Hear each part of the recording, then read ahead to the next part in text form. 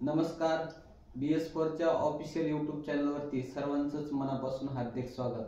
मागच्या 3 पार्ट मधल्या मुलाखती आपण खूप छानरित्या प्रतिसाद दिलेला आहे, ऐकलेले आहेत. ते आपण जर मुलाखती पाहिल्या तर एकंदरीत आपण प्राध्यापक शिवाजी जोशी सर यांच्या एकंदरीत संपूर्ण जीवनभरात केलेल्या विविध कामावरती एक प्रकाश टाकण्याचं आपण काम केलेलं आहे. परंतु चळवळ काय असते, चळवळ कधी सुरुवात झाली, चळवळीची गरज काय, आतापर्यंत ज्या आयोग नेमण्यात आले त्या आयोगाने नेमकं काय केलं, आज आपण बाबासाहेबांचं नाव घेतो, बाबासाहेबांनी भटक्यांसाठी काय केलं, आपले वसंतराव नाईक असतील, इतके काळ मुख्यमंत्री राहिले, त्यांच्या काळात काही निर्णय झाले का, अशा बऱ्याच गोष्टींचा प्रश्नांचा गुंता आपल्या डोक्यामध्ये असतो आणि तो वारंवार गुंता वाढत जातो. परंतु याची उत्तर खूप मोजक्या लोकांना माहिती आहेत, बहुसंख्य लोकांना माहितीच नाहीत म्हणायला काही हरकत नाही. त्याच प्रश्नाची आज पोलखोल करण्यासाठी आपण उपस्थित आहोत. माझ्यासमोर प्राध्यापक शिवाजी जोशी सर उपस्थित आहेत, त्यांचे मी प्रथमतः शब्दसुमनाने हार्दिक स्वागत करतो. तर सर, मला सगळ्यात पहिल्यांदा हा प्रश्न पडतो की इंग्रजाच्या काळामध्ये एक भटके मुक्तांची ओळख काय होती? नमस्कार. इंग्रजाच्या काळामध्ये भटक्या विमुक्त ह्या ज्या जाती जमाती होत्या त्या भटक्या विमुक्त नव्हत्या. तर त्याचं नाव होतं त्यावेळेला DTLT, डिनोटिफाईड ट्राईब्स आणि नॉमॅडिक ट्राईब्स.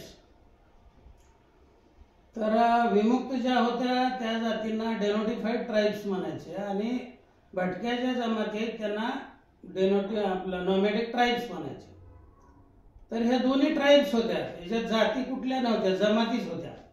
जमाती म्हणजे आदिवासीपणाचे लक्षणं होते, आदिम लक्षणं होते या सगळ्या जातींना. त्याच्यामुळे यांना डिनोटिफाईड ट्राईब्स आणि नॉमॅडिक ट्राईब्स असं म्हणायचे. तर 1871ला ज्या वेळेला इंग्रजांनी क्रिमिनल ट्राईब्स ऍक्ट आणला तर ह्या सगळ्या जातीची जी फरफट आहे, म्हणजे त्यांना एखाद्या ठिकाणी राहू न देणे किंवा जे आता आपण विमुक्त जाती म्हणतो त्यांना सेटलमेंट कॅम्पमध्ये कोंडून ठेवणे, तर हे 1871च्या कायद्यामुळं झालं. आणि इंग्रजाचा अंमल असताना हे सगळं आपण 1871च्या क्रिमिनल ट्राईब्स ऍक्ट खालीच हा सगळा समाज होता. त्याच्यामुळं जाच जुलूम होताच. म्हणजे सेटलमेंट कॅम्पमध्ये हे सगळ्या विमुक्त जाती बंद करून ठेवलेल्या होत्या, त्यांच्यावर हा कायदा डायरेक्ट इम्प्लिमेंट होत होता आणि भटक्या जमाती आहेत त्यांच्यावर इनडायरेक्टली इम्प्लिमेंट होत होता. म्हणजे यांना सेटलमेंट कॅम्पमध्ये न कोंडून ठेवता फक्त एका जागेवर थांबू न देणे.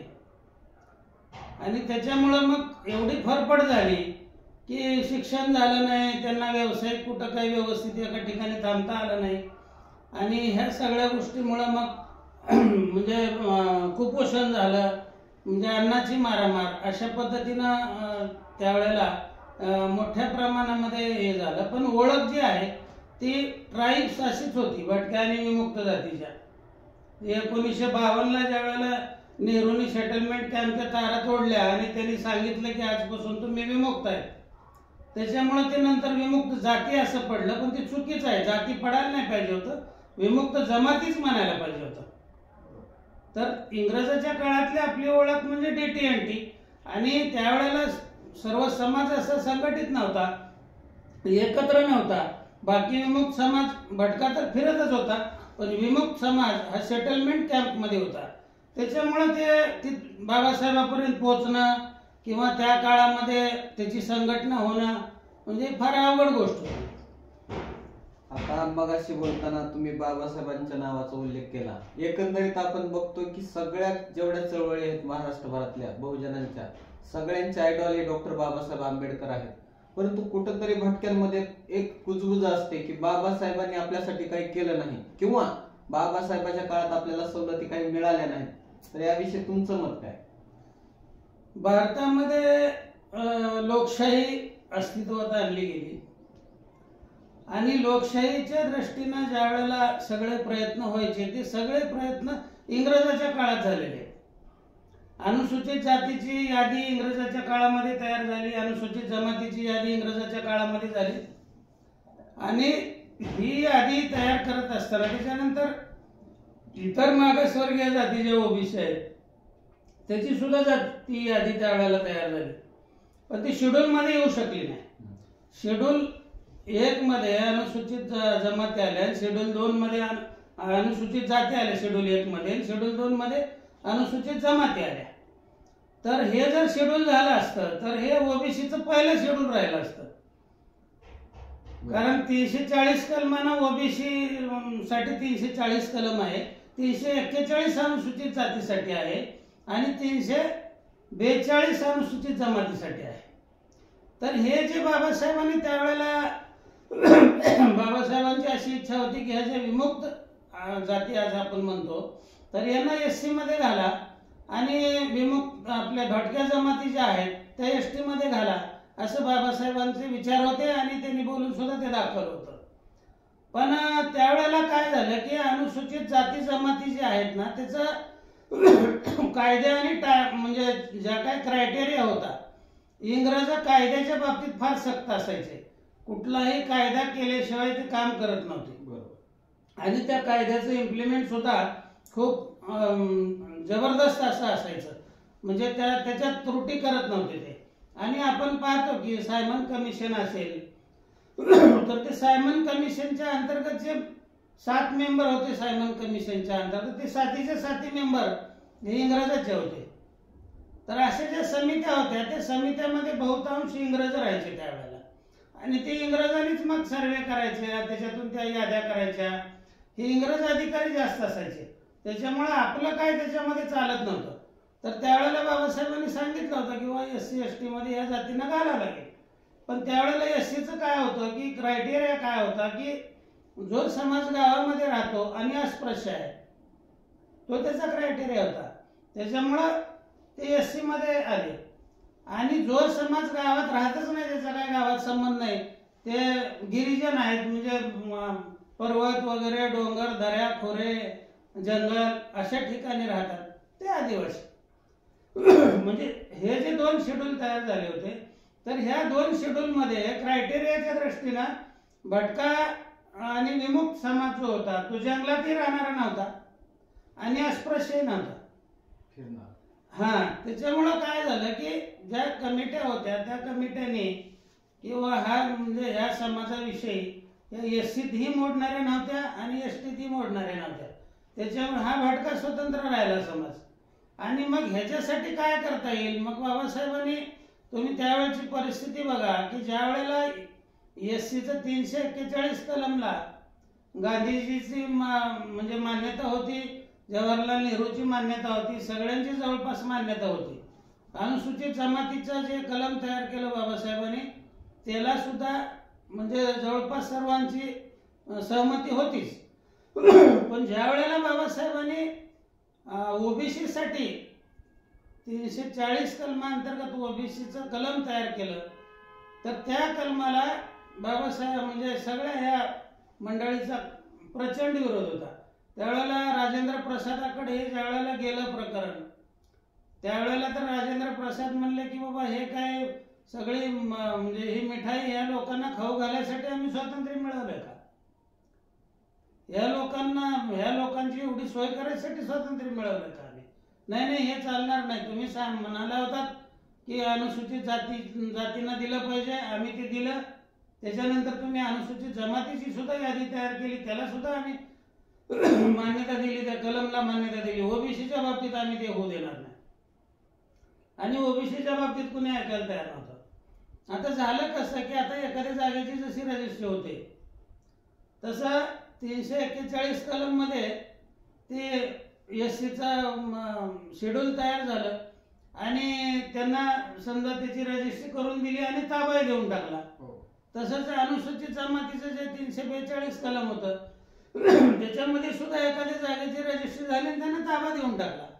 340 जे कलम आहे ओबीसीचं त्याच्यामध्ये त्यांनी बाबासाहेबांनी नंतर काय केलं की ह्या सगळ्या भटक्या विमुक्त ज्या जाती जमाती आहेत त्याचा समावेश 340 कलम मध्ये ओबीसी मध्ये केला आणि त्यांनी तो ओबीसी मध्ये केला. म्हणजे काय झालं की आपली सुद्धा रजिस्ट्री करून ठेवली बाबासाहेबांनी, फक्त त्या जागेचा ताबा आपल्याला मिळाला नाही. तर हा सगळा पंडित जवाहरलाल नेहरू असतील किंवा डॉक्टर राजेंद्र प्रसाद असतील किंवा गांधीजी असतील, सरदार पटेल असतील, यांचा त्या ओबीसीच्या 340 कलमाला जो विरोध होता, तो विरोध तरी सुद्धा बाबासाहेबांचं असं म्हणणं होतं की ते कलम घेऊ द्या, म्हणजे त्याची सुद्धा आपण तिसरी यादी तयार करू आणि त्याच्यासाठी मी जी लोकसभा आहे आपली काय त्याच्यामध्ये किंवा कायदेमंडळ आहे त्याच्यामध्ये मी अपील करतो आणि ते दाखवतो सगळं वाचून, त्यावेळेला जे मान्यता मिळाली तर ठेवू आपण. तर त्याला सुद्धा तयार झाले नाही. ते म्हणले नाही नाही नाही हे करायचंच नाही म्हणले. आणि त्याच्यानंतर काय झालं, मग बाबासाहेब आंबेडकरांनी 340 जे कलम आहे ते तयार करून घटनेमध्ये घातलं. पण त्याच्यामध्ये असं त्यांनी लिहिलं की बाबा या समाजाला जो काय न्याय द्यायचा आहे तो यानंतर एक आयोग स्थापन करावा आणि त्या आयोगाने त्याचा सर्वे करावा त्या समाजाचा आणि लोकसंख्या त्यांची जी आहे त्या प्रमाणामध्ये त्यांना प्रतिनिधित्व द्यावं किंवा त्यांना न्याय द्यावा, हे बाबासाहेबांनी म्हणले. आणि त्याच्यामुळं काय झालं, आता द्यायचं नाही ना आपल्याला काय, म्हणून हा विरोध मावळला. तर ते बाबासाहेबांना जर 340 कलम मध्ये ही तरतूदच करून ठेवली नसती तर आज जे तुम्ही नंतरचे आयोग सगळे बघायला लागलात, रेणके आयोग असेल, दादा इराते आयोग असेल, लोकूर आयोग असेल किंवा मंडल आयोग असेल, हा कुठलाच आयोग झाला नसता. त्याच्यामुळे बाबासाहेबांनी जे केलंय ते आपल्यासाठी भरपूर करून ठेवलेलं आहे. आपण त्याचा नंतरच्या काळामध्ये कसा फायदा घ्यायचा, आपण त्याचा फायदा घेऊ शकलो नाही. त्यांनी डिपॉझिट करून ठेवलंय आपलं सगळंच, पण आपण ते घेऊ शकलो नाही. आता नक्कीच बाबासाहेबांनी जे 340 केलेलं आहे कलम त्याची माहिती सरांनी सांगितली. ज्यावेळी भारताला स्वातंत्र्य मिळालं त्या स्वातंत्र्यानंतर भटके विमुक्तांना काही सवलती मिळाल्या का?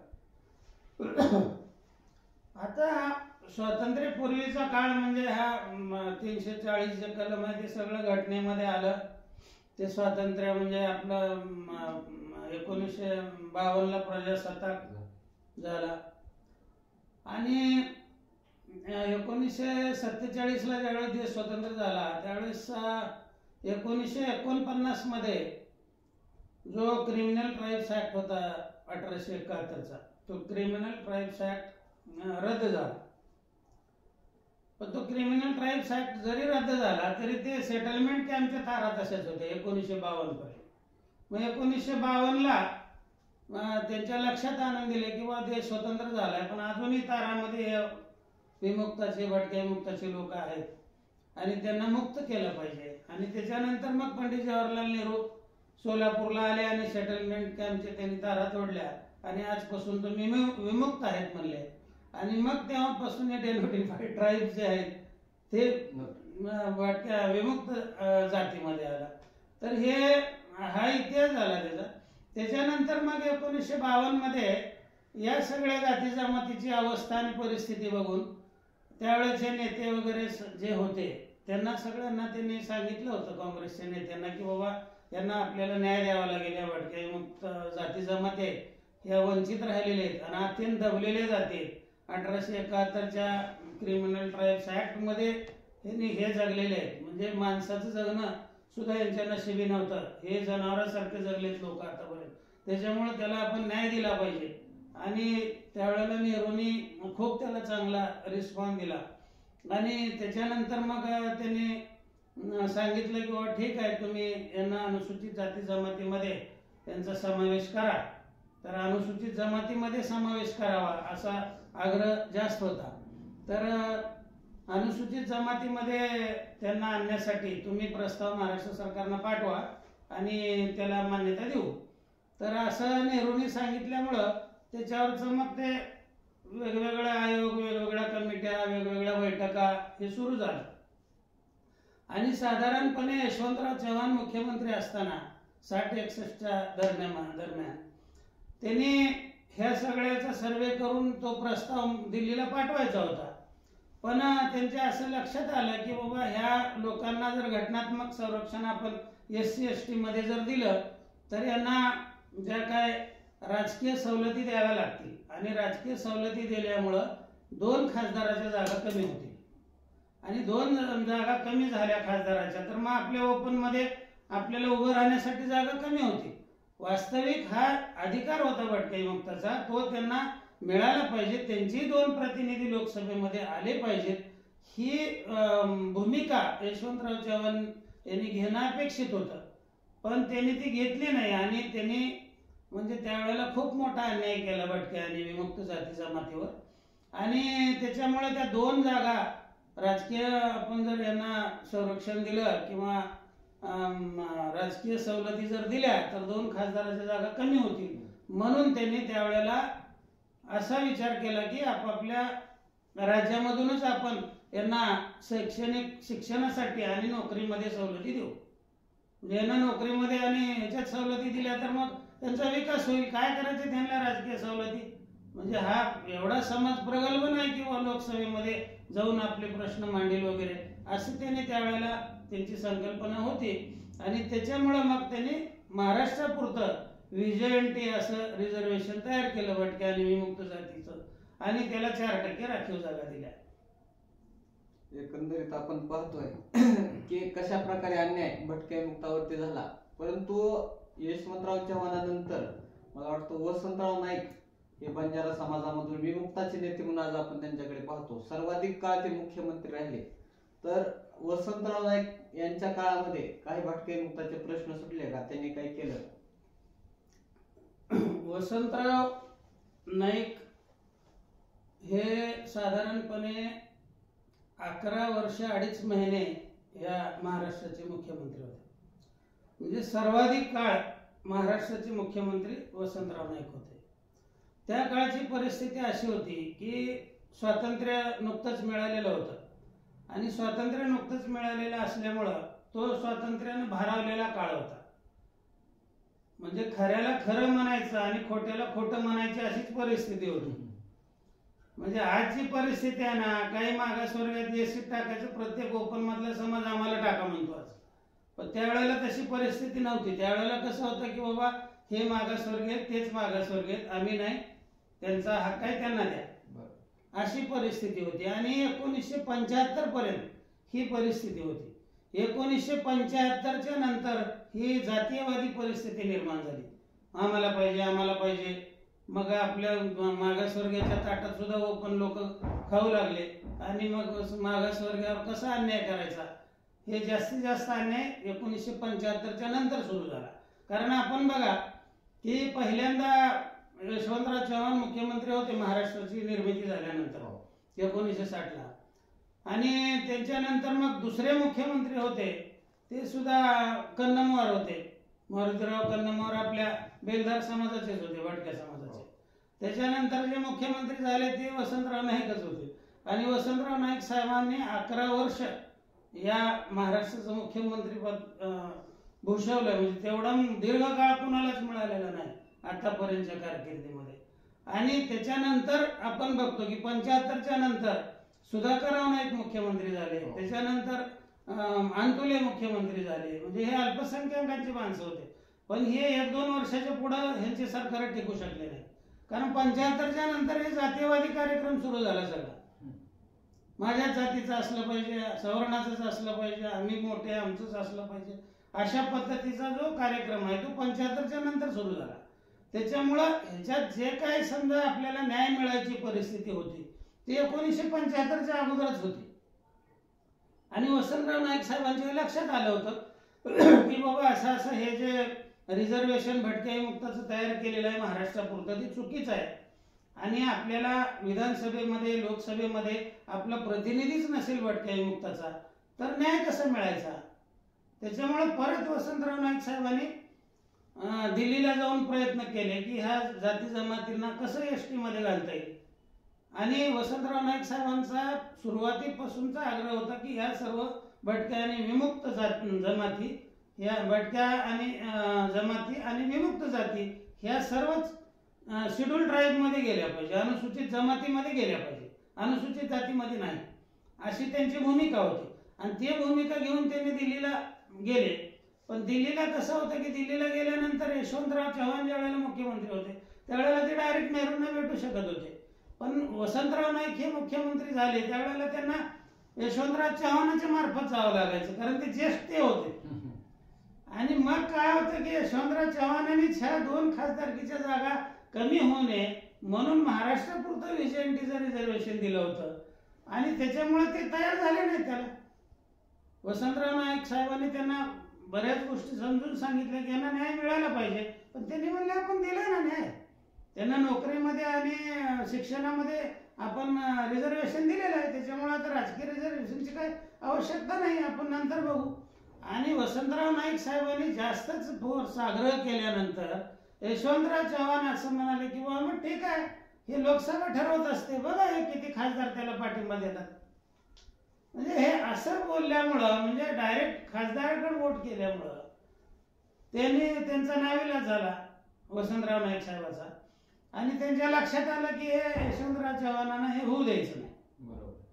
आणि त्याच्यानंतर मग महाराष्ट्रामध्ये आल्यानंतर त्यांनी असा शोध सुरू केला की बाबा ह्या महाराष्ट्रामध्ये आता या जर सवलती मिळवायच्या असतील या लोकांना तर भटक्या विमुक्ताचा एक लढा उभा राहायला पाहिजे. तो एकच मार्ग आहे की ह्या सरकारला ते मजबूर करेल काँग्रेसच्या महाराष्ट्रातल्या आणि आपल्या सोयी सवलती मिळवेल. त्याच्यामुळे भटक्या विमुक्ताचा एक लढा महाराष्ट्रामध्ये उभा राहायला पाहिजे आणि त्याला एक चांगलं नेतृत्व जर आपण दिलं, कारण ते मुख्यमंत्री असल्यामुळं त्यांना मर्यादा होत्या आणि भटक्या विमुक्ताची चळवळ काय ते करू शकत नव्हते, कारण मुख्यमंत्री पदाचे एवढं मोठं काटेरी मुकुट होतं ते. आणि एक अल्पसंख्याक माणूस आपण 11 वर्ष राज्याचा मुख्यमंत्री व्हायचं काही साधी गोष्ट नाही ती. त्याच्यामुळे त्यांनी म्हणले, त्यांच्या एक नेत्याच्या शोधात होते की असा कुठला तरी एक नेता सापडला पाहिजे की ज्यांनी ही चळवळ उभी केली पाहिजे आणि ह्या एवढा संघर्ष निर्माण केला पाहिजे की त्याला शासनानं बरोबर त्या भटक्या आणि विमुक्ताला न्याय दिला पाहिजे. तर त्यांनी मग असा शोध घेत असताना मुंबईमध्ये महापालिकेमध्ये नगरसेवक म्हणून आणि दुसरं एक त्यांच्या डोक्यात असं होतं की हा जो नेता आपल्याला चळवळीमध्ये निर्माण करायचा तर तो विमुक्ताचा नको, तर तो भटक्याचा असावा. कारण भटक्या जमाती ह्या अधिक दाबल्या पिचलेल्या आहेत, त्याच्यामुळे तो भटक्यांचा नेता असला पाहिजे, म्हणजे त्या समाजाला आपल्याला वर काढता येईल.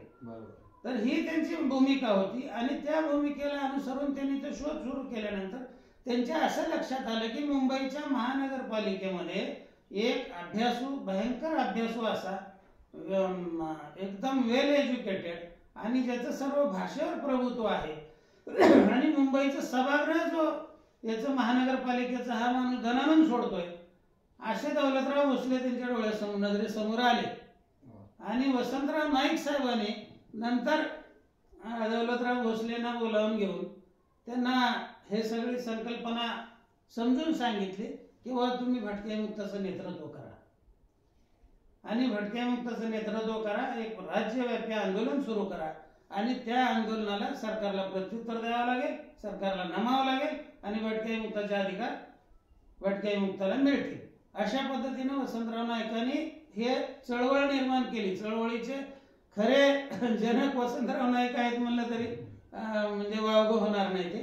त्यांनी दौलतराव भोसलेंना उभा केलं तिथं आणि त्यांना सांगितलं की तुम्ही आता सुरू करा. मग 1970चा काळ होता, तो साधारणपणे 69-70चा काळ होता आणि त्यावेळेला मग दौलतराव भोसलेंनी ही सगळ्या भटक्या विमुक्ताला संपूर्ण मुंबईतल्या आणि महाराष्ट्रात अनेक ठिकाणी दौरे केले आणि त्यांनी पहिला मोर्चा जो आहे भटक्या विमुक्ताचा, म्हणजे पहिला मेळावा मुंबईमध्ये कामगार मैदानावर, कामगार कल्याण मैदानावर घेतला आणि एवढा प्रचंड मेळावा झाला तो की त्यावेळेला स्वतः वसंतराव नाईक स्टेजवर होते आणि जवळपास बरेच खात्याचे मंत्री महाराष्ट्राचे त्या ठिकाणी होते आणि तसे अनेक मेळावे त्याच्यानंतर त्यांनी घेतले. आणि मग वसंतराव नाईक साहेबांनी ते नेतृत्व तयार केलं म्हणल्यावर त्यांना उंची द्यावी लागेल ना. हा, मग 1974ला त्यांना दौलतराव भोसले साहेबांना विधान परिषदेचं राज्यपाल नियुक्त आमदार केलं भटक्या विमुक्ताचा प्रतिनिधी म्हणून. आणि तिथून मग संघटनेला बळ आलं आणि सगळा समाज मुंबईतला एकवटला आणि महाराष्ट्रातला सुद्धा त्यावेळेला तो एकवटलेला होता आणि अशा पद्धतीनं मग ती भटक्या विमुक्ताची चळवळ सुरू झाली. एकंदरीत आपण स्वातंत्र्याच्या आधीपासून आता स्वातंत्र्याच्या थोडं पुढे आलेलो आहोत. तर मला प्रश्न असा पडतो की भटके विमुक्ताची पहिली संघटना कधी अस्तित्वात आली? आता तर ढिगारा झालेली आहे संघटना, पण पहिली संघटना कधी अस्तित्वात आली? ते ज्यावेळेला दौलतराव भोसलेंना वसंतराव नाईक साहेबांनी सांगितलं की आता आपल्याला भटके विमुक्ताचे हक्क मिळवायचे असतील तर तुम्हाला आंदोलन हा एकच मार्ग आहे, कारण जनक्षोभ तुम्ही निर्माण करू शकलात तरच ह्या सवलती तुमच्या पदरात पडणार आहेत, भटके विमुक्ताच्या अन्यथा नाही. कारण राजकीय परिस्थिती त्यावेळेला तशी होती, ते मी आताच सांगितलंय. तर त्याच्यामुळे मग वसंतराव आपल्या दौलतराव भोसले साहेबांनी भटके विमुक्त महाराष्ट्र भटके विमुक्त जाती संघ मुंबई म्हणून अशी एक संघटना त्यांनी स्थापन केली आणि भटक्या विमुक्ताची तीच पहिली चळवळ, भटक्या आणि विमुक्तांना सर्वांना एकत्र आणणारी तीच पहिली चळवळ. आणि त्याचे कार्याध्यक्ष दौलतराव भोसले होते आणि अध्यक्ष गोकराळ साहेब म्हणून होते, ॲडव्होकेट गोकराळ म्हणून होते. त्यांना अध्यक्ष केलं त्यांनी आणि स्वतः कार्याध्यक्ष झाले आणि बाकी सर्व कार्यकारिणी वगैरे मुंबईतल्या बाहेरचे बरेच लोक त्याच्यामध्ये होते. आणि ती पहिली संघटना म्हणजे दौलतराव भोसले हे भटक्या विमुक्त चळवळीचे प्रणेते म्हणून आपण जे म्हणतो दौलतराव भोसलेंना, ते त्याच्यासाठी. मग असे बोलताना तुम्ही सांगितलं की SC ST व्यतिरिक्त 340 नुसार ओबीसी गट तयार करण्यात आला आणि त्याच्यामध्ये एक तरतूद करण्यात आली की तुम्हाला आयोग आपले हक्क आणि ह्याच्यासाठी नेमता येतात. तर मला वाटतं मंडल आयोग स्थापन झालं स्वातंत्र्यानंतर, तर या मंडल आयोगाचा नेमका काय फायदा झाला का भटक्यांना? मंडल आयोग म्हणजे कसं, आपल्याला महाराष्ट्र पुरतं रिझर्वेशन असल्यामुळं आपल्याला राजकीय रिझर्वेशनच नव्हतं. मंडल आयोगामुळे काय झालं की ओबीसींना राजकीय आरक्षण मिळालं आणि तो जवळपास 1980च्या दरम्यान तो मंडल आयोग लागू झाला. तर तो मंडल आयोग लागू झाला म्हणजे मंडल आयोग हा ओबीसी मुळे लागू झालेला नाही, ओबीसी साठी तो आयोग निर्माण केला पाहिजे असे 340 कलम मध्ये तरतूद करून ठेवलेली होती. आणि त्याचाच आधार घेऊन त्याच्यानंतर भारत स्वतंत्र झाला आणि त्याच्यानंतर मग सगळं हे जे ओबीसीचे नेते वगैरे होते त्या सर्वांनी मागणी केली की बाबा आता ते 340 कलमाप्रमाणे आयोगाची स्थापना करा. मग तो कालेलकर आयोग वगैरे स्थापन केला सुरुवातीला आणि मग त्यांनी ज्या शिफारसी केलेल्या होत्या कालेलकर आयोगाने त्याच्यावर परत ते हे राष्ट्रपती आपले जे होते ते संतापले आणि त्यांनी म्हणले काय ह्या लोकांना मिठाई खाऊ घालायला आम्ही स्वातंत्र्य मिळवलं का, हे मान्य नाही म्हणले मला. आणि राष्ट्रपतींनी काही त्याच्यावर सही केली नाही आणि मग त्यांनाच सांगितलं कालेलकरांना की हा आयोग जरी मी स्थापन केलेला असला तरी हा आयोग मला मान्य नाही असं तुम्हीच लिहा.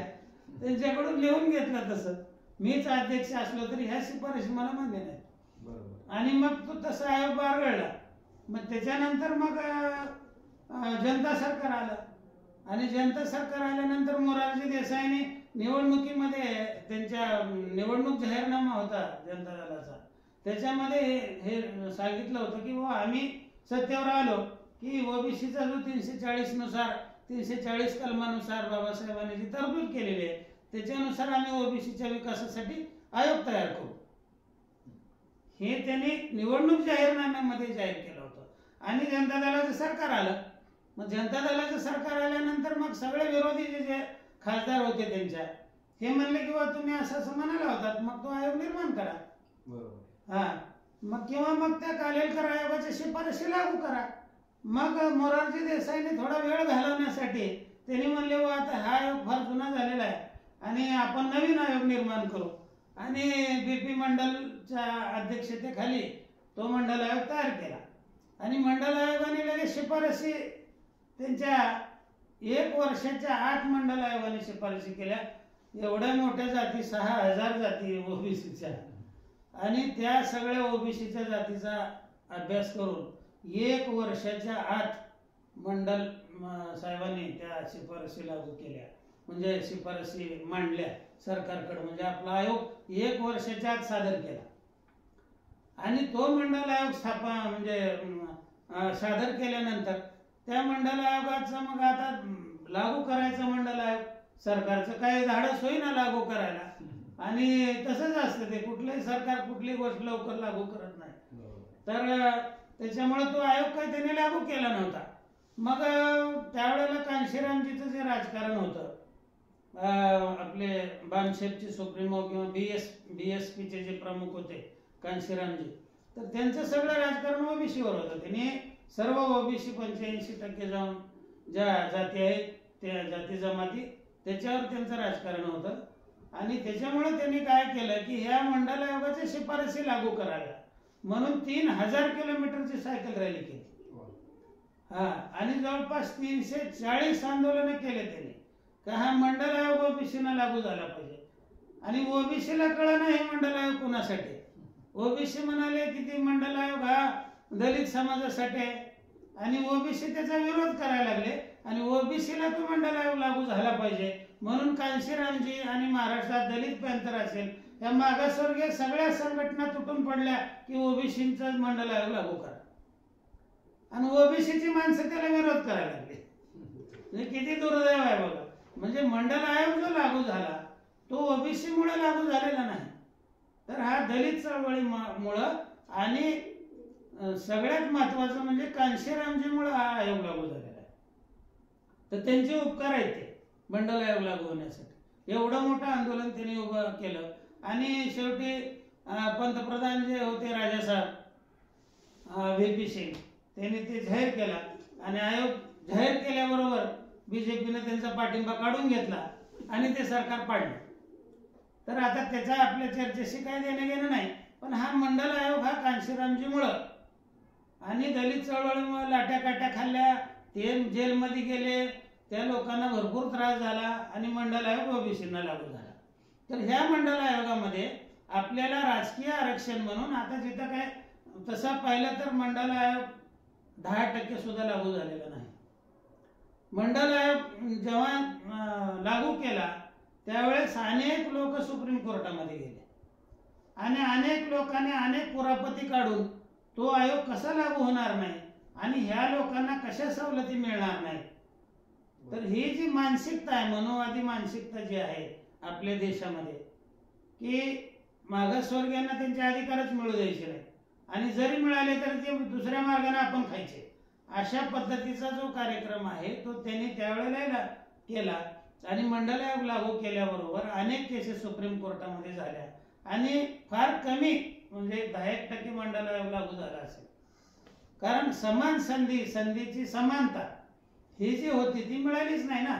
कारण मंडल आयोग लागू झाल्यानंतर आपल्याला त्या पद्धतीने आमदारकीला सुद्धा राखीव जागा जातीच्या ह्याच्या प्रमाणे मिळायला पाहिजे होत्या, खासदारकीला प्रतिनिधित्व मिळायला पाहिजे होतं, त्याच्यानंतर जिल्हा परिषद पंचायत समितीमध्ये प्रतिनिधित्व मिळायला पाहिजे होतं. आता फक्त ग्रामपंचायत मध्ये प्रतिनिधित्व मिळते. कारण एवढं त्याला म्हणजे पोखरून टाकला त्या आयोगाला. कारण इथं कसं आहे की इथं महाराष्ट्रामध्ये मनोवादी मानसिकता आहे आणि मला वाटतं तो प्रश्न पुढे आहे काय की सवलतीच्या बाबतीत. एकंदरीत आपण पाहिलं सरांच्या बोलण्यावरून आयोग नेमणे म्हणजे एकंदरीत शासनाला वेळ काढूपणा करणे. कारण भटके मुक्ताचे एवढे आयोग नेमले परंतु आयोग नेमणे म्हणजे डोंगर पोखरून उंदीर काढल्यासारखा. इथं तर उंदीर बी निघत नाही अशी परिस्थिती आहे. मंडल आयोगापाठोपाठ नंतर रेणके आयोग नेमण्यात आला. रेणके आयोगाचा नेमका काय फायदा झाला का भटक्यांसाठी? साधारणपणे 2005 मध्ये रेणके आयोगाची स्थापना काँग्रेसच्या मनमोहन सिंग सरकारने केली आणि 2008ला रेणके साहेबांनी तो अहवाल सादर केला. तर मनमोहन सिंग सरकारनं तो आयोग ज्यावेळेस स्थापन केला त्यावेळेला आयोग स्थापन करा असं म्हणून आपल्या भटक्या विमुक्ताच्या महाराष्ट्रातल्या कुणी आंदोलन केलं नाही किंवा कुठं निवेदन कुणी दिलेले नाही. रेणके साहेबांनी स्वतःची ताकद वापरून स्वतःचं कौशल्य वापरून त्यांनी हा भटक्या विमुक्तावर कसा अन्याय झालेला आहे, यांना कशा सवलती मिळाल्या नाहीत किंवा 340 कलमान्वये भटक्या विमुक्तासाठी आयोग स्थापन केलेला नाही. हा स्वतंत्र आयोग स्थापन केला पाहिजे. जसा मंडल आयोग केला ओबीसी साठी तसा दबला पिचलेला गट आहे भटका आणि विमुक्त. तर त्याच्यासाठी कसा आयोग स्वतंत्र असला पाहिजे आणि त्यांच्यासाठी म्हणून स्वतंत्र अशी व्यवस्था केंद्र सरकारनं करायला पाहिजे, भारत सरकारनं करायला पाहिजे, अशा पद्धतीचं म्हणणं रेणके साहेबांनी मनमोहन सिंग यांच्याकडे मांडल्यानंतर मनमोहन सिंगांनी हा रेणके आयोग म्हणजे स्थापन केला. आणि हा आयोग स्थापन केल्यानंतर त्यांनी रेणके साहेबांनी त्याच्यामध्ये व्यवस्थित शिफारशी केल्या होत्या. त्याच्यामध्ये तिसरी सूची तयार करावी आणि तिसरी सूची तयार करून पहिल्या 2 सूचीमध्ये म्हणजे अनुसूचित जाती आणि जमातीच्या ह्या 2 सूचीमध्ये ज्या भटक्या विमुक्ताच्या जाती जमाती वेगवेगळ्या राज्यामध्ये तिकडे गेलेल्या आहेत त्या सर्वांना काढून इथल्या भटक्या आणि जे भटक्या विमुक्ताच्या जाती कुठल्याच सूचीमध्ये नाहीत तर ह्या एक तिसरी सूची तयार करून ह्या सर्व भटक्या विमुक्तांना एका सूचीमध्ये घालावं. म्हणजे ते सगळं त्यांना त्यांची सोय करणं, त्यांना राजकीय आरक्षण असो, आर्थिक आरक्षण असो, सामाजिक असो, हे सगळं देण्यासाठी एकत्र मदत करता येईल अशा पद्धतीनं त्यांनी आयोगाची रचना करून तो सादर केला होता. पण काय होतं की ज्या वेळेला कुठलाही आयोग स्थापन केला आणि त्यांनी अहवाल जरी दिला तरी कुठलंही सरकार सहजासहजी ते लागू करत नाही. त्याच्यासाठी आता रेणके साहेबांनी आता बऱ्याच लोकांचं असं म्हणणं येते की काय केलं रेणके साहेबांनी, काहीच केलं नाही समाज. आणि ते एका माणसानं काय करायला पाहिजे होतं? स्वतःच्या ताकदीवर तो माणूस पंतप्रधानापर्यंत जाऊन आयोग स्थापन करायला होतो, स्वतः आयोगाचा अध्यक्ष होतो, 2-3 वर्ष सगळ्या महाराष्ट्रामध्ये देशामध्ये फिरून त्या आयोगाचा अहवाल सादर करतो. त्याच्यापेक्षा त्या माणसानं काय करायला पाहिजे होतं? आपण तर त्या आयोगापर्यंत पोहोचलो नसतो ना, पंतप्रधानापर्यंत बी पोहोचलो नसतो. म्हणजे त्यांची नेमणूक होईपर्यंतचं जे काम आहे ते स्वतःच्या सामर्थ्यावर केलेलं आहे त्याने. त्यांना ते करावं म्हणून किती लोकांनी आंदोलन केले महाराष्ट्रातल्या? कुणी केलेलं नाही ना. स्वतःच्या ताकदीवर तो माणूस तिथपर्यंत गेला, आयोगाची रचना केली, आयोग त्यांनी सादर केला. त्याच्यानंतर महाराष्ट्रात किती आंदोलन झाले की रेणके आयोग लागू करावा? एकही आंदोलन झालेलं नाही, मोठं आंदोलन नाही, बारीक नाही. कुठं तर कुणीतरी आपलं एखादं निवेदन कुणाला तर जाता जाता एखाद्या मंत्र्याला दिलं असेल, एखाद्या कलेक्टरला दिलं असेल, ह्याच्या पलीकडे काय नाही. म्हणजे संघटन म्हणण्यापेक्षा महाराष्ट्र राज्याचं जे संघटित समाज असायला पाहिजे होता, भटका आणि विमुक्त समाज, आणि त्या संघटितपणानं जे आंदोलन करायला पाहिजे होतं मोठ्या प्रमाणामध्ये तो आयोग लागू करा म्हणून. आणि ते जर आंदोलन मोठ्या प्रमाणात झालं असतं तर तो आयोग लागू झाला असता. म्हणजे इतर रेणके साहेबांना आपण दूषण देण्यामध्ये काय हे नाही ना, त्यांचं काम त्यांनी केलेलं आहे, समाजाचं काम समाजानं केलेलं नाही. त्याच्यामुळे समाजानं जर ते मिळून आंदोलन केलं असतं तर आयोग लागू झाला असता.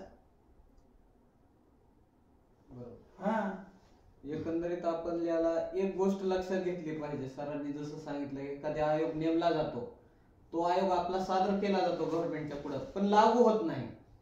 म्हणण्याचं तात्पर्य एकच की रडल्याशिवाय स्वतःची माय सुद्धा लेकराला दूध पाजत नाही, अशी एकंदरीत समाजाची परिस्थिती आहे. मगाशी बोलता बोलता सरांनी सांगितलं की काय केलं रेणके साहेबांनी, काय केलं, असे पॉझिटिव्ह निगेटिव्ह अप्रोच लोकांचे आहेत.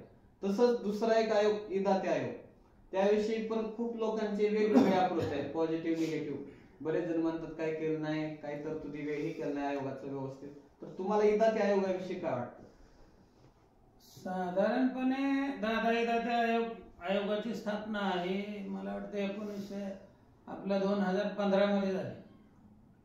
आणि दादानी तो आयोगाचं सगळं शिफारशी ज्या आहेत ते साधारणपणे 3 वर्ष त्यांनी घेतल्यानंतर 2018 मध्ये तो आयोग त्यांनी सादर केला भारत सरकारला.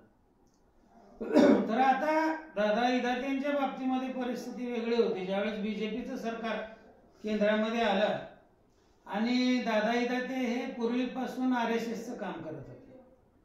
संघाच्या सामाजिक समरसता मंचाचे ते प्रमुख होते. त्याच्यामुळं बीजेपीच्या केंद्र सरकारनं त्यांची वर्णी त्या आयोगावर करून टाकली. जसे आपले माणसं जसे बसवायचे असतात तसं. म्हणजे जसं रेणके आयोग निर्माण करण्याची जी पुण्याई होती ती रेणके साहेबाचीच होती, तसं इदाते आयोग निर्माण करण्यामागची पुण्याई सुद्धा इदात्यांचीच होती. भटक्या विमुक्ताच्या माणसाने दिल्लीमध्ये खूप मोठं आंदोलन करून आमच्यासाठी आयोग नेमा असं कोणी म्हणलेलं नाही, किंवा कोणी साधं कुठं निवेदन दिलेलं नाही त्याच्या संदर्भात, आणि साधं निवेदन देऊन ते काही होत नाही. तर अशा परिस्थितीमध्ये दादाची एक इमेज बीजेपीच्या याच्यामध्ये चांगली होती. एक त्यांचा मोठा कार्यकर्ता दादा इदाते होते, आणि त्यांनी म्हणजे बीजेपीच्या सरकारनं त्या आयोगाच्या प्रमुखपदी दादा इदातेंची नेमणूक केली होती. आणि साधारणपणे भटक्यामुक्त समाजाला खूप मोठी देणगी दादा इदातेंनी दिलेली आहे, की स्वतः आयोगाचे अध्यक्ष झाले स्वतःच्या ताकदीवर, आणि स्वतःच्या ताकदीवर आयोगाचे अध्यक्ष झाले. 3 वर्ष तेही भारतभर फिरले, आणि त्यांनी सुद्धा आयोगाचा म्हणजे तयार करून त्या आयोगाचे सादर केला केंद्र सरकारकडे. पण त्या आयोगाला सुद्धा मी मगाशी जे सांगितलं म्हणजे जे 2-3 आयोग पाठीमागचे झाले त्याच्या संदर्भात बोललो, तीच पद्धत आहे इथं सुद्धा. रडल्याशिवाय पाजत नाही तुम्ही म्हणाल, तीच परिस्थिती आहे की तो आयोग लागू करावा. याच्यासाठी जे मोठ्या प्रमाणात आंदोलन व्हायला पाहिजे होतं, जनक्षोभ व्हायला पाहिजे होता, की बाबा भटक्यामुक्त जाती जमातीला की दादा इदातेंनी जे आयोग सादर केलेला आहे तो लागू करा. आणि ते आंदोलन वगैरे झालेलं नाही, आणि त्याच्यामुळे तो आयोग सुद्धा लागू झालेला नाही. आणि फुकट असं काही मिळत नसतं, त्याला खूप मोठा संघर्ष, खूप मोठं आंदोलन करावं लागतं. त्याच्यामुळे दादा इदातेंनी आमच्यासाठी काय केलं नाही असं म्हणणं चुकीचं आहे. कारण त्यांनी काय करायला पाहिजे होतं, स्वतःच्या ताकदीवर आयोगाचे अध्यक्ष झाले, स्वतः सगळं तो आयोग त्यांनी पूर्ण तयार करून सादर केला त्यांनी. त्याच्या पलीकडे त्यांनी काय करायला पाहिजे होतं, त्यांनी तसं खूप मोठं काम केलेलं आहे. पण आम्ही त्याच्यानंतर संघटित होऊन जो लढा देऊन तो लागू करून घ्यायला पाहिजे होतं. ते जनतेचं काम आहे, ते भटक्यामुक्त समाजाचं काम आहे ना. ते संघटना म्हणून आम्ही तिथं कमी पडलो म्हणून तोही आयोग लागू झालेला नाही. एकंदरीत समाजच कुठेतरी कमी पडला हे आपल्याला सरांच्या बोलण्यावरून लक्षात येतं. भटक्यामुक्तांचे जे खच्चीकरण झालं, नेमकं याची सुरुवात कशापासून झाली? ह्या भटक्या आणि विमुक्त जाती जमातीचा जो विकास झालेला नाही त्याचं जे मूळ खच्चीकरण झालं, याला प्रमुख जबाबदार आहे इथली समाज व्यवस्था. इथली जी मनोवादी समाज व्यवस्था आहे त्याच्यामध्ये डिस्क्रिमिनेशन आहे, त्याच्यामध्ये ओबी उतरंड आहे. सगळ्यात खाली दलित, त्याच्यावर मग आदिवासी, त्याच्यावर भटके विमुक्त, आणि मग सगळ्याच्या काय 18 पगड जाते त्या सुद्धा एकावर एक अशा सगळे, म्हणजे ही उभी रचना आहे. अशी आडवी रचना नाही एक समान. हा सगळ्यात खालचा, त्याच्यावर तो मोठा, तो त्याच्यावर मोठा, तो त्याच्यावर मोठा, म्हणजे ही जातीयता आणि वर्ण व्यवस्था जी मनोवादी विचारसरणीनं ह्या देशामध्ये करून ठेवलेले आहे, हे सगळ्या समस्येचं मूळ आहे. आणि मागासवर्गीयामध्ये अनुसूचित जाती, अनुसूचित जमाती म्हणजे आदिवासी, आणि भटक्या विमुक्त जाती म्हणजे VJNT मूळ भटक्या 28 जाती आणि विमुक्त 14 जाती. तर हे जे होतं हे मूळ मागासवर्गीय. बाकी म्हणजे अवर्ण आहे, बाकी ओबीसी आणि ओपन समाज हा सवर्ण. म्हणजे बघा, अस्पृश्यता जी होती, हीनतेची भावना जी होती, मागासवर्गीयाबद्दलची जी वाईट भावना आहे मनामध्ये, की तो आपल्या बाजूला नाही आला पाहिजे, त्यानं आपल्याला शिवलं नाही पाहिजे, आपल्या जिथं आपण म्हणजे सार्वजनिक सुविधा आहे तिथं आला नाही पाहिजे, ही जी हीन भावना आहे, म्हणजे जनावरांपेक्षाही जनावर आलेले चालतात पण माणसं चालत नाही, म्हणजे ही अस्पृश्यतेची जी भावना आहे, हीन भावना आहे, ही ह्याच्या मागे भावना आहे मागासवर्गीयाच्या बाबतीमध्ये. त्याच्यामुळं कसं आहे की तुम्हाला कितीही रिझर्वेशन दिले, काहीही केले, तर ही समाज व्यवस्था आपल्या बरोबरीला बसू द्यायला तयार नाही. त्यांची जी मानसिकता आहे, ही मानसिकता ही मुळामध्ये निगेटिव्ह मानसिकता आहे मागासवर्गीयाच्या बाबतीमध्ये.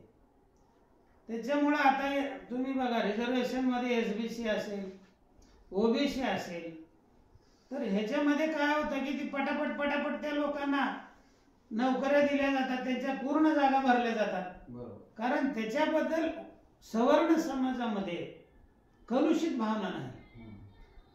त्यांना भरू द्यायला यांची अडचण नाही, त्यांना सोबत बसून काम करून घ्यायला अडचण नाही, सोबत बसून जेवायला त्यांना अडचण नाही. ही बाकी अडचण कुठं आहे? SC ST आणि VJNT हा मागासवर्गीय ग्रुप आहे, हा अस्पृश्य असलेला ग्रुप आहे मुळात. बरोबर. आणि ते मूळ आहे या सगळ्या समस्येचं. आम्हाला राखीव जागा दिल्या, अनुसूचित जमातीला राखीव जागा दिल्या, जातीला राखीव जागा दिल्या, VJNTला राखीव जागा दिल्या, पण त्या भरल्याच नाहीत ना. त्या अजिबात भरल्या नाहीत जागा. 100% कुठेही भरल्या गेलेल्या नाहीत. उलट अनुसूचित जातीच्या आक्रमक असल्यामुळं त्यांच्या थोड्याफार जागा भरल्या गेल्या. बाकीच्या तर अनुसूचित जमातीच्या आणि VJNTच्या जागाच भरल्या नाहीत ना. प्रत्येक वेळेला कुठेतरी 10 जागा भरायची पाळी आली तर तिथं 1-2 जागा भरायच्या, आणि त्या सुद्धा वर्ग 4 मध्ये भरायच्या, चपराशाच्या भरायच्या, आणि ते बरोबर करून दाखवायचं सगळं भरल्यात त्या जागा, आम्ही नंतर भरू. मग ते बॅकलॉग तयार व्हायचं. बॅकलॉग झाला तरी मग तो 5 वर्ष बॅकलॉग ठेवायचे नियम आहे. 5 वर्ष झाली की तो बॅकलॉग गेला. मग अशा पद्धतीनं शिक्षणाच्या बाबतीमध्ये, नोकरीच्या बाबतीमध्ये जातीय द्वेष ठेवून जर सवर्ण समाज वागत असेल, सत्तेत असलेला समाज, नोकरीत असलेला समाज जातीय द्वेष ठेवून जर वागत असेल, तर ह्या लोकांची भरती कसं काय करेल नोकरीमध्ये? या लोकांना लोकप्रतिनिधित्व म्हणून कसं काय येऊ देईल? आणि त्याच्यामुळं बाबासाहेब आंबेडकरांनी हे सांगतात, किंवा बाबासाहेब आंबेडकरांनी सांगितलं होतं की 10 वर्ष सवलती द्या, आणि नुसतं 10 वर्ष सवलती दिल्या असत्या, आणि ह्या सर्व मनुवादी व्यवस्थेनं, आज सुद्धा आपले सरकार आहे ते मनुवादी सरकारच आहे ना. काँग्रेस सरकार सुद्धा मनुवादी मानसिकतेच होतं ना. मागासवर्गीयाबद्दल जो द्वेष आहे मनामध्ये तो कुणाच्या नाही. संपूर्ण सवर्ण समाज जो सत्तेत आहे आणि नोकरीवर आहे त्यांना मागासवर्गीयाबद्दल द्वेषच आहे ना. आणि 10 वर्ष जर ह्या सवलती दिल्या असत्या आणि 10 वर्ष त्या टक्केवारीप्रमाणे जर ही माणसं भरली गेली असती तर आज रिझर्वेशन वाढवायचीच गरज पडली नसती. पण मुळातूनच ह्या जागा कशा भरू द्यायच्या नाही, कशा ह्या लोकांना आपल्यापर्यंत येऊ द्यायचं नाही, आणि नंतर तर मग ह्याच्या ताटात कसं आपण बाकीच्याने खायचं, अशा पद्धतीची मानसिकता सुरू झाली. आणि त्याच्यामुळे सवलतीपासून वंचितच राहिले ना. विकास कसा होईल? आणि पुढं तर म्हणजे ह्या ज्या जाती जमाती आहेत यांना हे मिळू द्यायचं नाही, अशा पद्धतीनंच प्रयत्न झाले ना. बरोबर. नाहीतर पहिल्या 10 वर्षामध्ये ज्या जाती बरोबर सगळ्या म्हणजे एक लेवलला आल्या असत्या, पण यांना काहीच मिळू दिलं नाही. बरं, सवलती ह्या ज्या आहेत ना, मागे 2-2.5 हजार वर्षापासून आम्हाला शिक्षण घेऊ दिलेलं नाही. शूद्र म्हणून आमच्यावर प्रचंड आणि अत्याचार केलेले आहेत. त्याची भरपाई तो भाग वेगळा. आणि लोकसंख्येच्या प्रमाणात आताचं जे रिझर्वेशन आहे ते पूर्वी खूप आमच्यावर अन्याय झाला म्हणून देत नाही सरकार. आता आमची लोकसंख्या तेवढी आहे, त्या लोकसंख्येच्या प्रमाणात आपल्याला त्या राखीव जागा दिल्या जातात. म्हणजे तुम्ही पाठीमागचं काय देत नाही. स्वातंत्र्यपूर्वी आमच्यावर एवढे अन्याय अत्याचार झाले. जमीन जे काय आहे, स्थावर आणि ही जी मालमत्ता आहे, ही सगळी मालमत्ता आहे बाकी सवर्ण समाजाकडेच होती ना. मागासलेल्या समाजाकडे कुठं होती? यांना ठेवायचा अधिकार नव्हता. तर ह्याच्या बदल्यामध्ये स्वातंत्र्य झाल्यानंतर, मिळाल्यानंतर ह्याच्या बदल्यामध्ये हे रिझर्वेशन द्यावं, असं ज्या वेळेला संकल्पना आली. पण ती मागचं तर जाऊया ना. आजचा जर विचार केला आपण, मागचं ठीक आहे, सगळं तुम्हालाच राहू द्या, पण आजच्या परिस्थितीमध्ये आज आमची जी लोकसंख्या आहे, समजा 4% भटक्या विमुक्ताची लोकसंख्या आहे, एससीची लोकसंख्या 13% आहे, रिझर्वेशन 7% एसटीच आहे, हा, ओबीसी 34% हे रिझर्वेशन होत आहे 70-75च्या दरम्यानमध्ये. तर त्याच्यामध्ये 10% ओबीसीचं होतं, ते 10% बरोबर भरायचं. बाकी 24% भरलं जात नव्हतं ना. हे का भरलं जात नव्हतं? मागासवर्गीयाची एक बोच होती त्याच्यामध्ये. मागासवर्गीयाबद्दलचा जो तिरस्कार आहे शासन व्यवस्थेला, ही तिरस्कार आहे. आणि आपल्या ज्या शासनाच्या अधिकारी वर्गामध्ये सुद्धा तेच आहेत ना, त्यांच्या मनामध्ये तो द्वेष होता. त्याच्यामुळे त्यांनी शासन व्यवस्थेमध्ये प्रशासन व्यवस्थेमध्ये ह्या जागा भरू दिल्या नाहीत.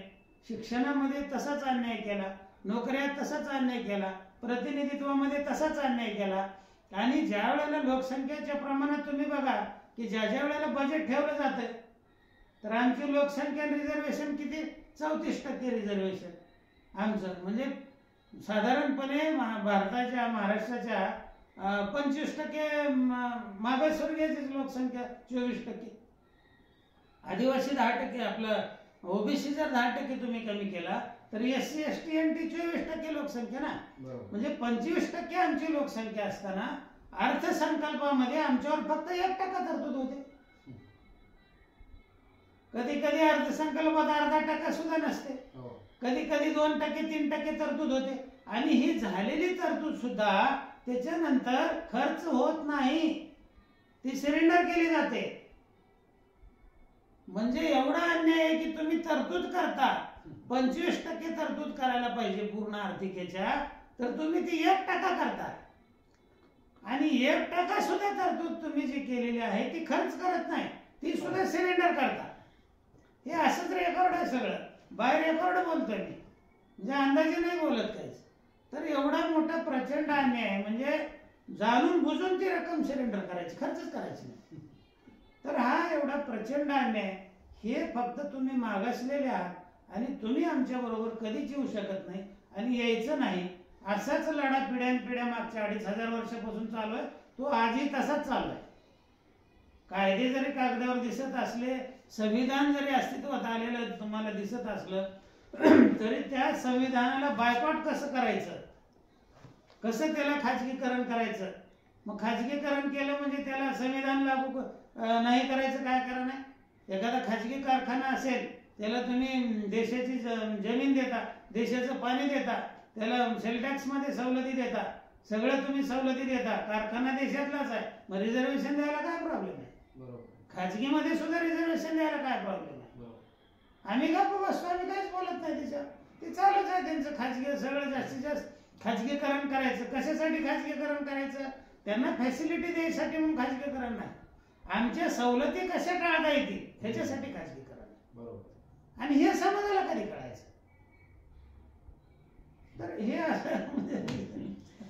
एकंदरीत आपण सरांच्या बोलण्यावर एक गोष्ट लक्षात आली असेल, आपण कितीही शिकलो, पुढे गेलो, का वेगानं पुढे जात आहे, परंतु मनुने जी मनुस्मृतीमध्ये उतरड तयार केली आहे जातीवादाची, ती आजही आपल्या किती वेल एज्युकेटेड झालो तरी ती डोक्यामध्ये कायमस्वरूपी आहे. मला वाटतं आपण लहानपणी जिल्हा परिषदच्या शाळेत असताना 1ली 2रीला एका ताटामध्ये मुलं खिचडी खायचे सगळे आमच्या वेळी लहानपणी, कारण त्यावेळेस जात कळत नव्हती. पण तेच पोरं जेव्हा 10वीच्या पुढे जातात त्यावेळेस प्रत्येक जण एकमेकाकडे जातीच्या नजरेतून, चष्म्यातून बघायला लागतो. म्हणजे ही जात नंतर कळायला लागते. जसं सरांनी सांगितलं, सगळ्याच गोष्टी दिल्या परंतु प्रतिनिधित्व म्हणून भटक्या समाजाला दिलं नाही, हे बराबरीला नाही आले पाहिजे. ही मनुची उतरंड वेगळी आणि भटक्यांची उतरंड सरांनी सांगितलं. आपल्यामध्ये बी कशी उतरंड आहे भटक्यामध्ये, ही सुद्धा सरांनी अनुभवातून सांगितली. खरंच ही मुलाखत जी आहे आपण प्रत्येकानं पाहिली पाहिजे, कारण इतके महत्वाचे पॉइंट आजच्या मुलाखतीमध्ये जे आपल्याला माहिती नसलेले कव्हर करण्याचं सरांनी काम केलेलं आहे. कारण ही मुलाखत देणे म्हणजे हजारो पुस्तकांचं वाचन, मासिकांचं वाचन, अनुभव आलेले, कित्येक सोबत अनुभवलेल्या गोष्टी यातल्या बऱ्याच सरांनी सांगितलेल्या आहेत. म्हणून प्रत्येकाने ही मुलाखत जास्तीत जास्त पाहिली पाहिजे, शेअर केली पाहिजे. शेवटी बरेच मुद्दे याच्यातले कव्हर केलेले आहेत, तरी देखील सरांनी कसा अन्याय झाला विजयंती, या बऱ्याच गोष्टी आहेत. ही मुलाखत जास्तीत जास्त पहा, जास्तीत जास्त शेअर करा, कारण यातल्या बऱ्याच गोष्टी, बऱ्याच म्हणण्यापेक्षा 90% गोष्टी आपल्याला यातल्या ज्ञात नाहीत. म्हणून सरांचे खरं तर मी आभार व्यक्त करतो, कारण ही एक शिदोरी आहे, ती पुढल्या पिढीकडे देण्याचं काम करत आहे.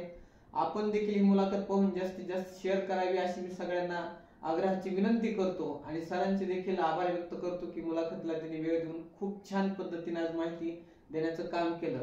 तसेच कॅमेऱ्याच्या पाठीमागे अर्जुन सरांनी देखील, अर्जुन भोळे सरांनी आपली भूमिका निभावली. आपल्या सर्वांनाच विनंती आहे की जास्तीत जास्त शेअर करा आणि जास्तीत जास्त माहिती भटक्यांपर्यंत पोहोचवा. धन्यवाद. नमस्कार.